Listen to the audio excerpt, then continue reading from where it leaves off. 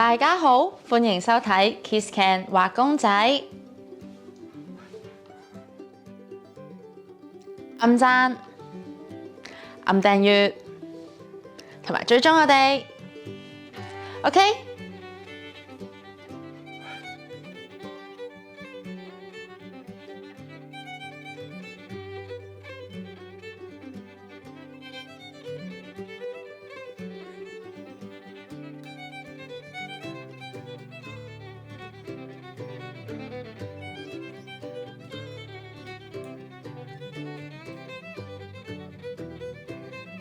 係啊，例如消防員嘅職責咧，除咗我哋熟悉嘅滅火救人之外，仲會拯救小動物同埋參與天災救援。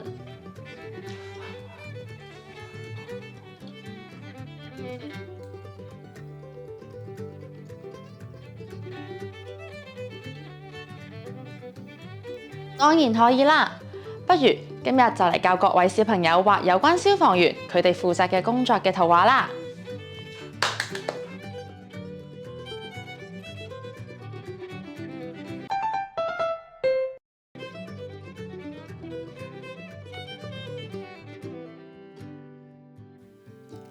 今天早上，遠處竟然飄起濃煙，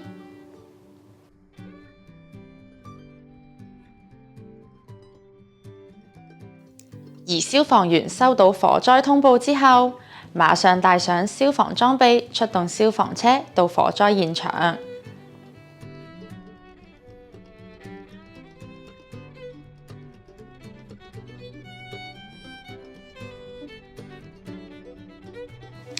佢哋將水喉接駁到消防山進行滅火，救出被困嘅市民。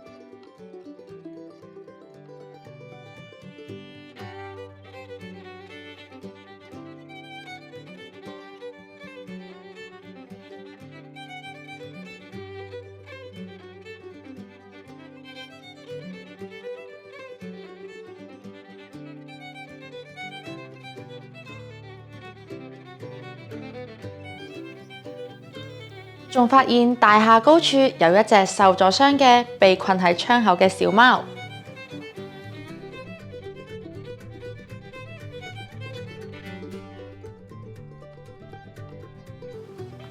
消防員立即升起雲梯，拯救喺高處嘅小貓，之後送到地面安全嘅地方。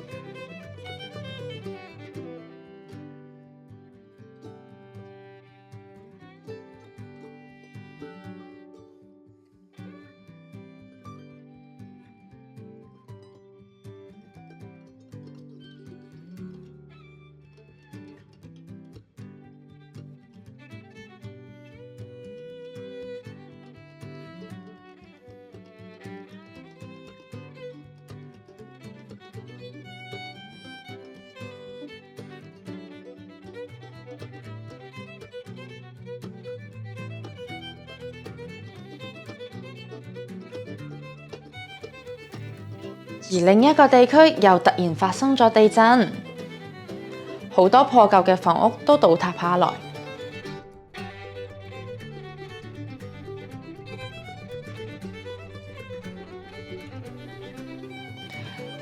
有啲居民被瓦礫壓倒，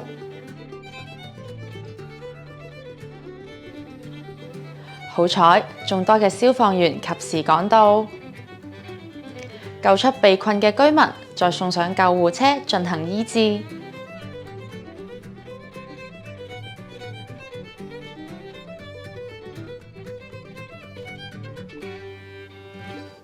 最後都冇發生嚴重嘅傷亡。